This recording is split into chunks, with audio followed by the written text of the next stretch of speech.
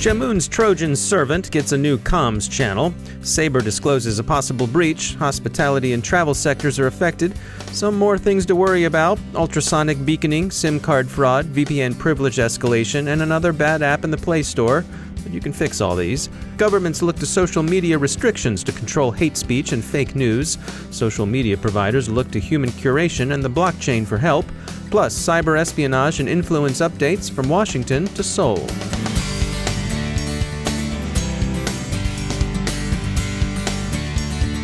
We'd like to take a moment to thank our sponsor, Palo Alto Networks. You can find them at go.paloaltonetworks.com/secureclouds. The use of software-as-a-service applications takes data security beyond traditional network perimeters. SaaS environments can create gaps in security visibility and pose new risks for threat propagation, data leakage, and regulatory noncompliance. With Palo Alto Networks' integrated platform, you get detailed software-as-a-service visibility and granular control, data governance, automated risk remediation, and malware prevention, so your organization can achieve complete SaaS protection. With Palo Alto Networks, you get the broadest, most comprehensive cybersecurity for all cloud and SaaS environments. Make sure your apps and data stay secure and protected. Remember, secure clouds are happy clouds. Find out how to secure yours at go.paloaltonetworks.com/secureclouds. And we thank Palo Alto Networks for sponsoring our show.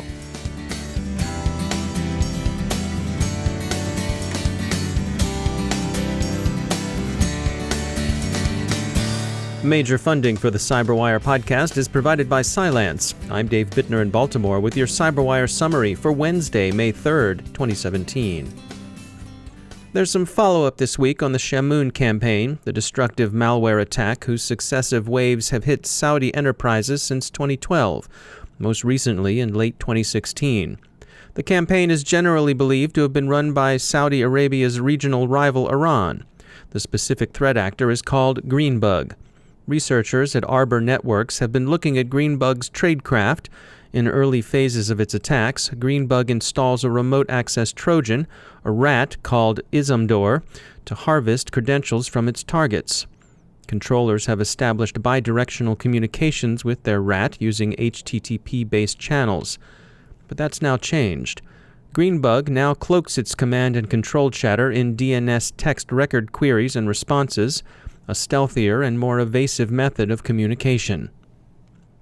Sabre, the Texas-based travel and hospitality company, disclosed a possible breach in its 10Q report filed yesterday with the U.S. Securities and Exchange Commission. The report, which covers the quarter ending March 31, 2017, said that Sabre was investigating possible unauthorized access to payment systems. The investigation, which Krebs on Security says Sabre has entrusted to FireEye's Mandiant unit, concerns potential exposure of personally identifiable and paycard information. Sabre Synsys is used by some 32,000 properties, which themselves must now deal with the possibility of a major third-party breach. The third party in this case would be Sabre. The Vault 7 documents released by WikiLeaks included a hack of Samsung TVs, codenamed Weeping Angel, which reportedly turned the smart TV into a listening device. Craig Young is a principal security researcher at Tripwire, and he shares his own research into smart TV vulnerabilities. In research that I conducted late in 2015, just looking at a small selection of smart TVs, 3 brands, which I'm not going to name because we're still going through the disclosure process with these companies. But basically, I found that on one of the TVs, within just a few minutes, I was able to get a root shell through some local access things. So like another issue where if somebody had a remote control, they could punch in some commands and take control over the TV. Or if they had access to a USB port on the powered up TV, they could plug that in and it would simulate the remote control commands to get code execution on the TV. Another problem that I found on a separate model of television was actually that the services involved with doing control from your phone to the television, like for example, if you want to send up YouTube or Netflix to the TV, there was a misimplementation within that such that you could actually force the television to load any arbitrary web page And directly, this has some implications of if this television is within some sensitive area, like a conference room, and somebody's giving a presentation, you could certainly cause some embarrassment by flashing up some inappropriate content on the screen at the wrong time. But the risks are actually a lot more severe than that. The web browser technologies that are implemented into smart TVs, they do not get updated very often. And you might get an update once a year. It might not include security fixes. So once you get the ability to force a smart TV, to load an arbitrary web page, you then have a pretty good chance of being able to get it to run arbitrary code and take over controls of that TV, whether it has a camera on it or a microphone on the remote for being able to do voice-activated commands. And this is quite a serious problem because it's not just limited to that case where I have my phone or my laptop and I'm on the same network as your TV and I can directly talk to the TV and tell it to do bad things. But also, because of the nature of these technologies, it's possible that a malicious website that you browse to while on the same network as that television can relay commands over to the television and take control over it. That is a real-world possibility of a completely remote television smart TV hack. That's Craig Young from Tripwire. Research presented at the IEEE European Symposium on Security and Privacy found that ultrasonic beaconing, a marketing tool with privacy implications, is becoming increasingly common in Android applications. Some 234 current apps use it. Many of those apps are quite mainstream, used to track users and their habits, but the potential for abuse raised eyebrows at the IEEE Symposium. Users are typically quite unaware that this functionality is part of the package they installed. So restrict apps' access to your device's microphone if you don't want to be tracked. A researcher claims to have demonstrated a privilege escalation vulnerability in the demonically named VPN service Hide My Ass. But holy fundament, kids, the service is thought unlikely to patch the flaw, so CYA with care. And be careful around SIM cards, those things you can change out when you upgrade your phone or move to another carrier. Fraudulent SIM swaps are enabling criminals to take over a phone's identity and kill the phone you own. Good security hygiene is your first defense, according to Naked Security. Be alert for phishing and water holing. Don't use obvious security questions, and consider using a password manager. Keep your on-access antivirus running and up to date, and consider switching your two-factor authentication away from SMS to an authenticator app. How do you know you've become a victim? If your phone suddenly drops to emergency-only status, be very suspicious. Another quick note, don't use the Super Free Music Player app from Google's Play Store. It's malware. Concerns over fake news has spooked service providers and emboldened various national authorities to seek ways of controlling it. China plans to establish its own state-vetted Wikipedia alternative inside the Great Firewall. UK MPs want a new legal review of hate speech, and Malaysia threatens WhatsApp admins with jail for spreading rumors. Facebook plans to hire 3,000 analysts to review its users' content. A startup called UserFeeds is working on a technical solution. It thinks it can apply the blockchain to news discovery and social content.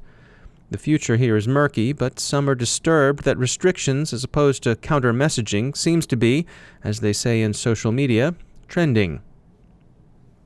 Commenting on espionage in cyberspace, security expert and entrepreneur Eugene Kaspersky observes that everyone hacks everyone. U.S. intelligence community officials, including the directors of the FBI and NSA, are testifying about Russian influence operations before Congress this week. And in Seoul, they're not in much doubt as to who hacked South Korea's military cyber command in 2016. After 9 months of investigation, prosecutors concluded that the evidence points north toward Pyongyang and the DPRK. Some 26 individuals, including the Cyber Command head, are expected to face disciplinary action for failing to prevent or contain the incursion.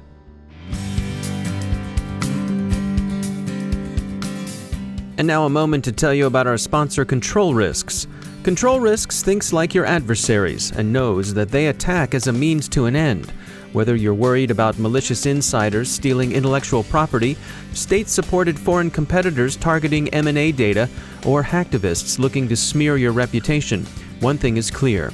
A standard technical approach to incident response is not enough to address the entirety of your problem and protect your business's future growth, profit, and brand. Control Risks has conducted more than 5,500 complex investigations in nearly 150 countries.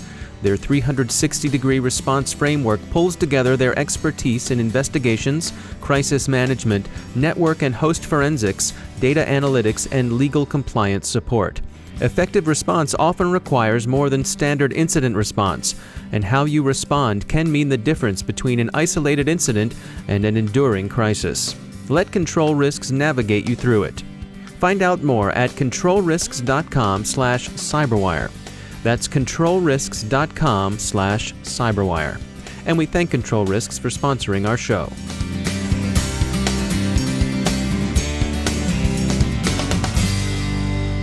Joining me once again is Dale Drew. He's the Chief Security Officer at Level 3 Communications. We certainly see a lot of news about botnets, of course, the famous Mirai botnet and other ones that are growing and blooming. But you wanted to make the point that you're seeing some evolution when it comes to botnets. And quick evolution as well. I mean, we used to see evolution of botnets every couple of years or so. And when I say evolution, I mean a very significant change in behavior, sophistication, or capability. And now between botnets like Bashlight, and now there's a new botnet called Hajime. Yeah. That one tripped me up too. I got corrected by someone I work with who happens to know Japanese. No, it's Hajime. Hajime, excellent. Yeah. Well, I mean that botnet represents what we think a pretty significant shift in botnet behavior and botnet capability. I mean, not only is it extremely sophisticated in its code, this botnet has got assembly language built into it as an example. It's also peer-to-peer, so it's changing the sort of dynamics about how a botnet operates, where botnets, for the most part, are operating where you have a sort of command and control infrastructure managing a set of nodes, or robot nodes, botnets, and having it do their bidding. In these new botnets, they're using BitTorrent as the sort of communication protocol, where every node is now a botnet node and every node is a command and control infrastructure. So it's very, very difficult to be able to sort of cut the head off of a botnet these days when that botnet is now sort of a flat peer-to-peer network. And what are you seeing in terms of the amount of traffic that these botnets are generating? We've seen studies that show about 29% of all internet traffic is bad botnet traffic. There was a report that showed about half of all internet traffic is either a good botnet or a bad botnet, meaning some sort of automated system that is either inventorying the internet, reaching out to end users, doing machine-to-machine sort of communication. But about 30% of all internet traffic is bad botnet traffic.